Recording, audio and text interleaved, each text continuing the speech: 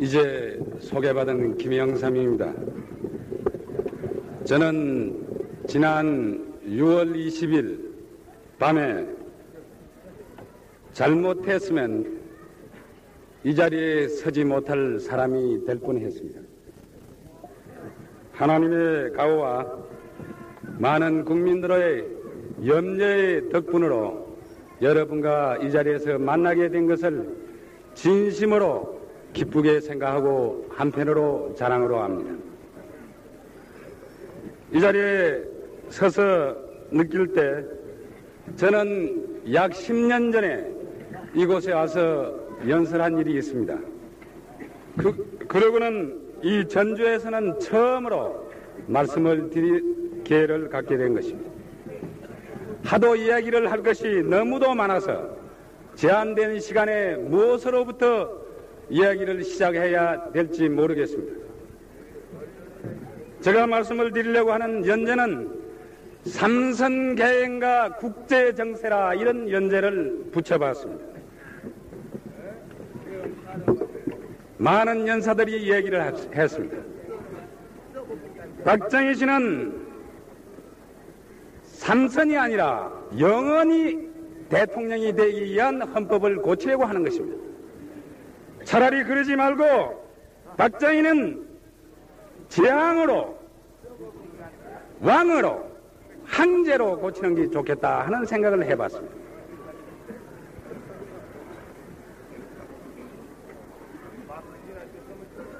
친애하는 전주 시민 여러분, 박정희 씨가 이 영도하고 온 이 정권은 독재 정권입니다. 박정희는 독재자입니다. 맞습니다. 앞서 많은 분들이 이야기했지만은 이 나라에는 자유가 없습니다.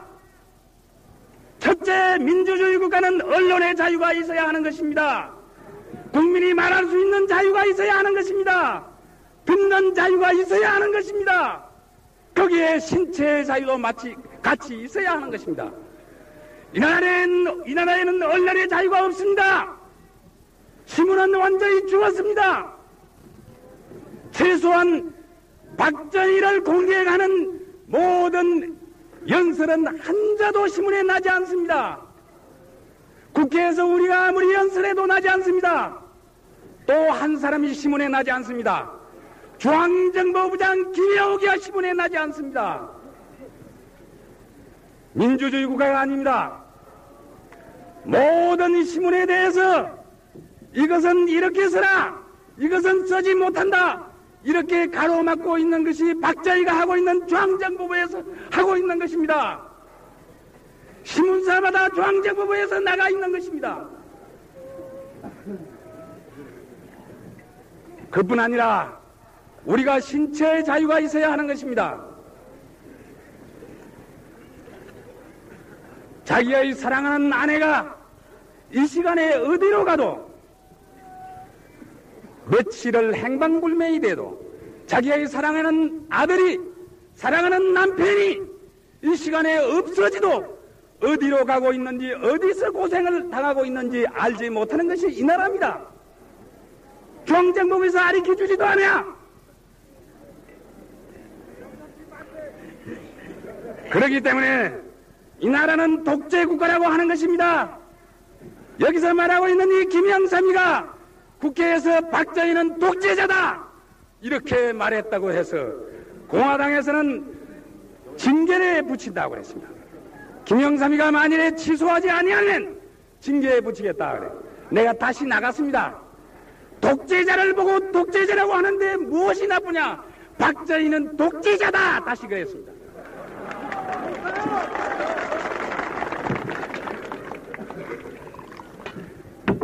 그런 일이 있기 직전에 박정희와 중앙정보부 김여옥이를 저는 정면으로 공격했습니다. 민족의 반역자라고 그랬습니다. 너희들은 제2의 최인구가 되지 말라, 민족의 반역자가 되지 말라 하는 얘기를 했습니다. 그랬더니 중앙정보부에서는 저를 죽이려고 그랬습니다. 무서운 초산으로 뿌려서 죽여버리려고 그랬습니다.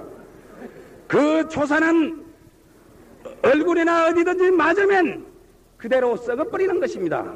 96%의 농도를 가진 것입니다. 이것은 건총이나 장총으로 쏘는 것보다 안전하고 죽일 수 있는 방법입니다. 여러분, 세계 어느 나라에 여러 가지 암살의 음모가 있지만은 총기를 사용하는 것은 그렇게 정확하지 못한 것입니다. 때로는 안 맞기도 하고 때로는 다리에 맞기도 하고 혹은 팔에 맞기도 하는 것입니다.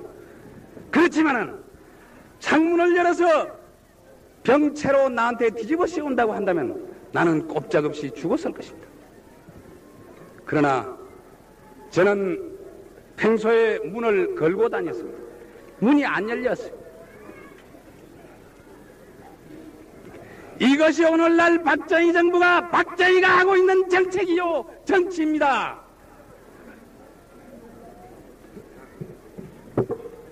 저는 이러한 포악하고 무도한 독재자들이 이 땅에서 물러날 때까지 김영삼이가 생명을 걸고 여러분 앞에 서서 싸우겠습니다. 지난번에 제가 미국에 가서 약 열흘 전에 돌아왔습니다. 미국 가서 또 내가 한 얘기가 문제가 됐어요. 박정희 독재자라고 그랬습니다. 미국 가서도.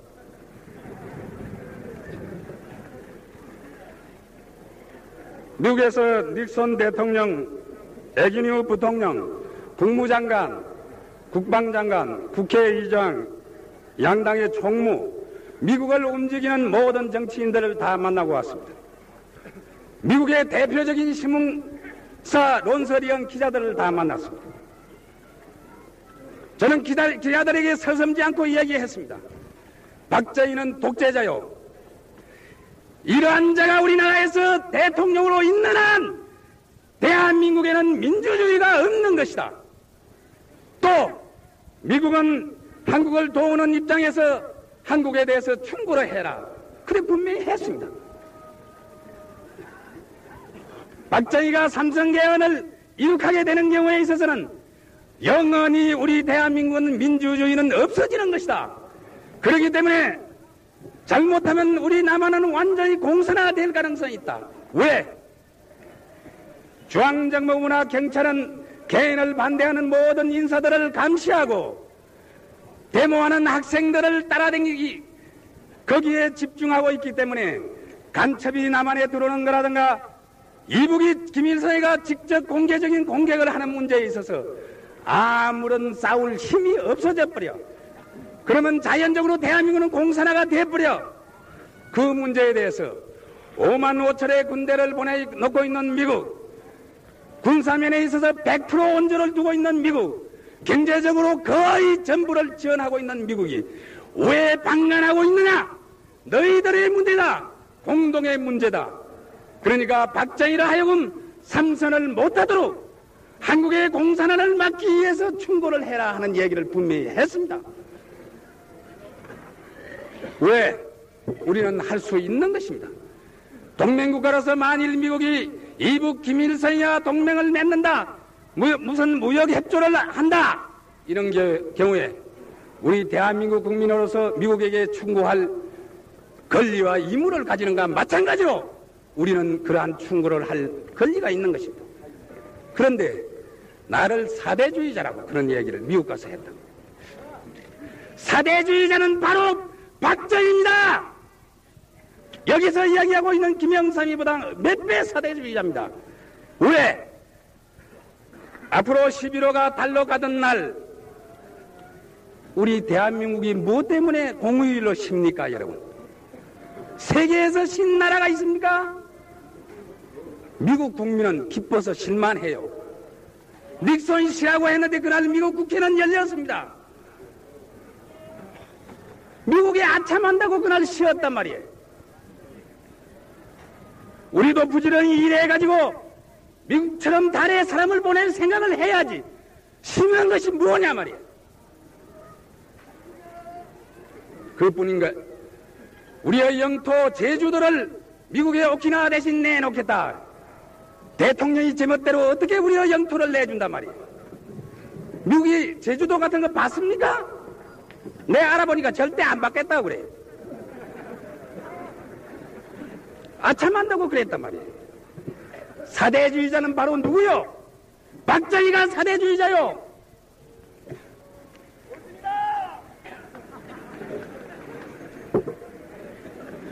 그것도 미국에서 난 워싱턴 포스트가 해견한 가운데 AP 워싱턴 포스트 이렇게 해견한 것이 한국에 들어왔습니다. 이것을 사흘 동안 중앙정부에서 발표가 안 되도록 막아놨어요. 잡아놨어요. 워싱턴 포스트에 일면 전체를 다 타자하고 토배난 신문 기사를 발표를 사흘 동안 안 했습니다. 나하고 해결한 기사를. 그것도 10분의 1도 발표를 안 했어요. 지금 공개한 거는 싹 다 빼버리고. 이런 더러운 자들이에요. 이것들이 민주주의를 한다고 하고 내세우고 있습니다. 닉슨이 방문을 한다고 이번 20일 날 떠난다고. 오직 해서 닉슨이 백악관에서 안 만나 죽었어요. 최소한 내국의 대통령이 남은 나라에 갈 때는 백악관에서 만나는 것입니다. 대통령의 집에서 만나는 것입니다. 이것이 확실한 국제 갈래요 예의를 갖추는 방법입니다. 캘리포니아에서 만납니다. 워싱턴하고 그 5시간 정도 비행기로 걸립니다. 이런 욕된 길을 박정희는 가고 간다는 거예요. 또 만나러.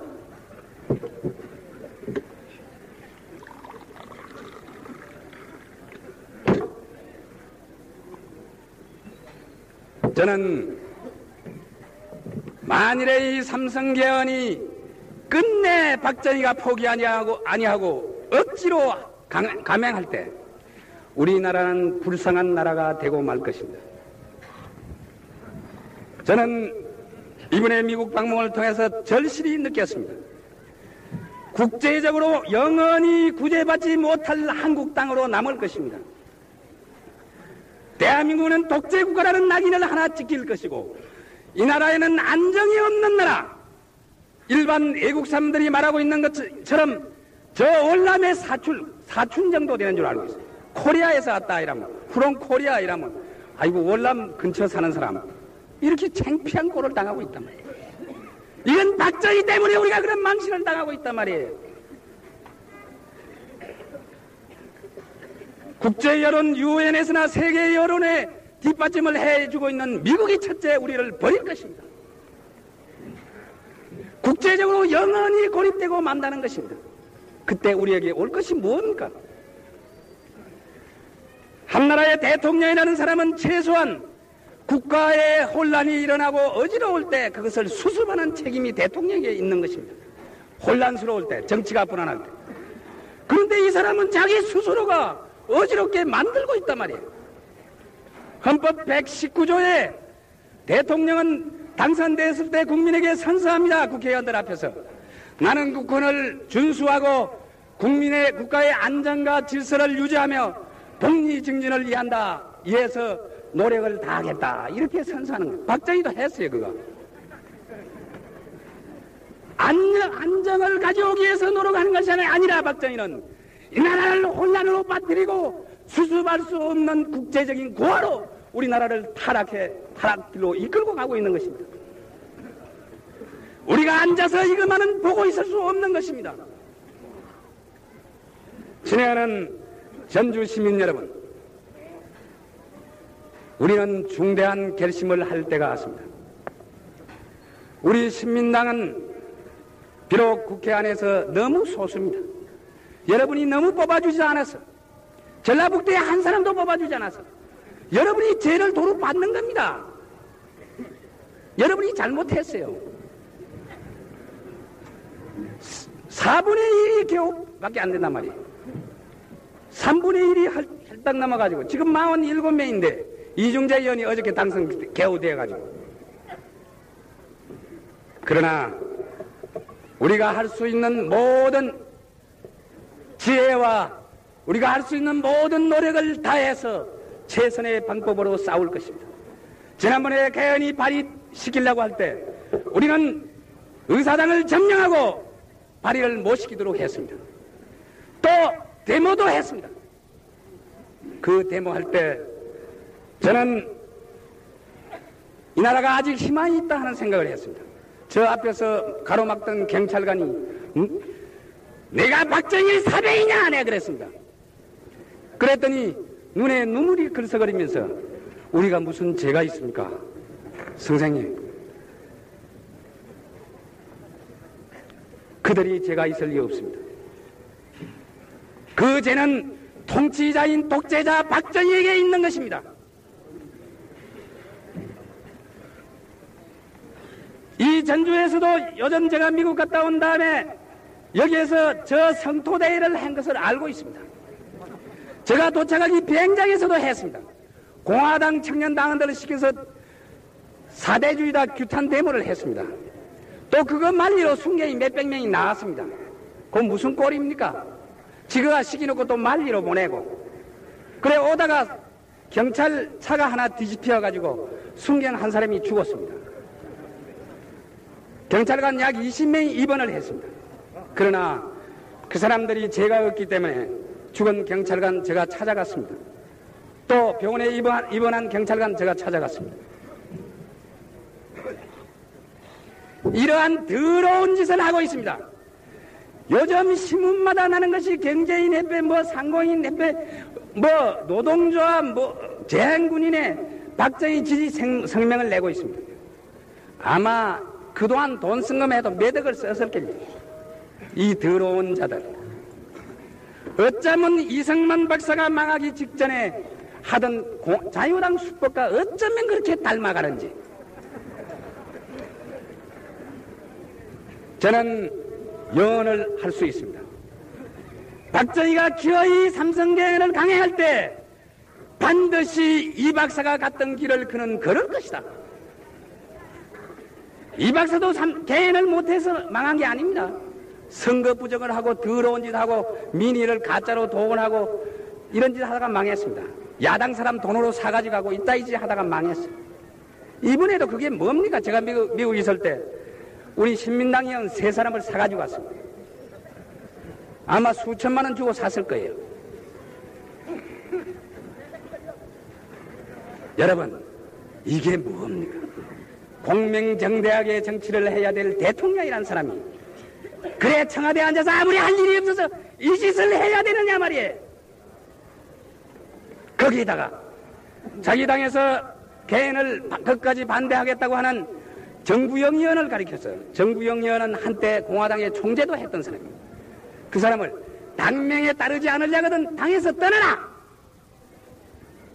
독재자가 하는 소리지만은 너무 지나칩니다. 그러면서 나무당 사람을 돈으로 사가지가 어느 도단이에요. 언제나 어려울 때는 배신자는 있는 것입니다. 자유당 때도 민주당에서 17명이나 그때 마지막에 풀려갔어요. 이러한 자가 있을수록 국민의 분노는 더한 것입니다, 여러분. 이거는 말세적인 징조입니다. 공명정대하게 당당하게 페어 플레이를 하지 못하고 이러한 더디 플레이, 더러운 플레이를 하는 그 정권은 반드시 망합니다. 역사의 교훈이 우리에게 가르쳐준 바가 있는 것입니다. 4.19의 어린 학생들이 엊그제같이 죽어갔고 피 어린 우리의 동생들이 이 시간에도 불구의 몸으로 병원에 들어오고 있습니다. 그런데 박정희가 어디서 나온 용기로 제가 무언데 다시 삼성개헌을 하겠다고 하는 것이냐 말이에요. 역사가 두렵지 않고 하늘이 무섭지 않은지 모르겠습니다. 오늘 이 자리에서 김영삼이가 또 이런 이야기 한다고 해서 초산 안이 다발총이 저 가슴에 다시 들어올는지 모릅니다.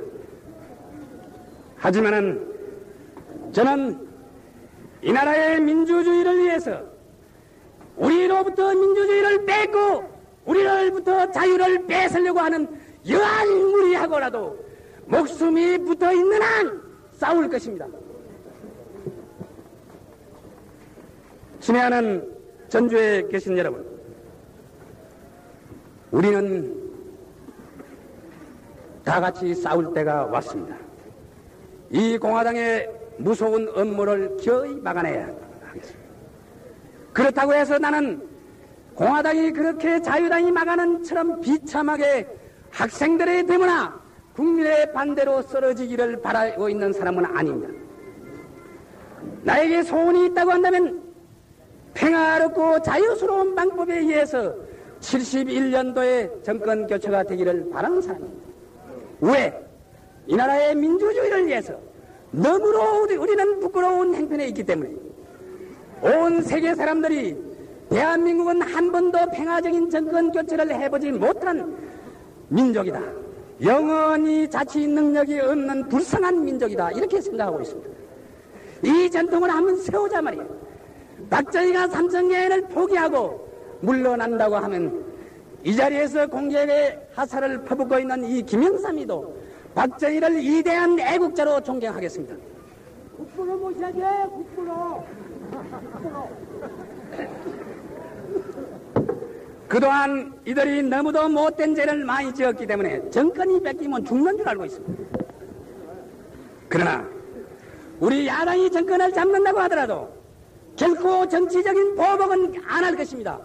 제가 신민당의 원내 총무로서 여러 국민과 공화당에게 약속을 합니다. 절대 정치 보복은 안 할 것입니다. 정치 보복이 있는 한 평화적인 정권 교체는 어려운 것입니다. 그들이 물러난다고 하면 우리는 그들의 잘못, 그동안 우리 국민들을 못 살게 했던 모든 것을 용서해 줘야 합니다. 심해하는 전주에 계신 여러분, 이제 얼마 남지 않아서 삼성개헌하는 국회 표결이 남아 있습니다. 저는 야당을 대표하는 국회 책임자로서 여러분에게 분명히 말씀을 드립니다. 우리가 할 수 있는 모든 지혜, 온갖 지모를 다 짜가지고 이 개헌안을 봉쇄하는 데 최선의 노력을 다할 것입니다. 그렇지만 우리의 소수의 47명이마 여러분이 기대하지 마시고 배후에서 우리에게 용기를 주시고 지혜를 주시고 우리에게 힘을 주셔야 합니다. 저는 신민당의 47명을 이끌고 여러분의 앞에 서서 총을 맞든지 그들에게 짓밟힘을 당할지라도 목숨을 걸고 싸우겠습니다. 이 나라는 우리만이 살다가 죽을 땅이 아니오 우리의 사랑하는 자손들에게 물려줄 땅이기 때문입니다. 사랑하는 전주에 계신 여러분, 오늘 2시부터 이 늦게까지 너무 더운 가운데 많은 분들의 연설을 들었습니다. 저는 여러분과 더불어 이야기를 하려고 그러면 밤을 새워도 이야기할 거리가 너무도 많습니다. 하지만은 2시부터 여기 나와 계신 여러분들에게 이제는 해방시켜 드려야 게 옳다고 생각되기 때문에 더 이상 말씀을 드리는 것을 끝이라고 합니다. 여러분, 다 같이 국민은 박정희의 음모를 즉시하고 최후의 순간까지 이 나라의 민주주의를 위해서 우리의 사랑하는 아들, 딸들을 위해서 다 같이 싸워주시기를 부탁드리면서 제 말씀을 끝입니다. 여러분 감사합니다.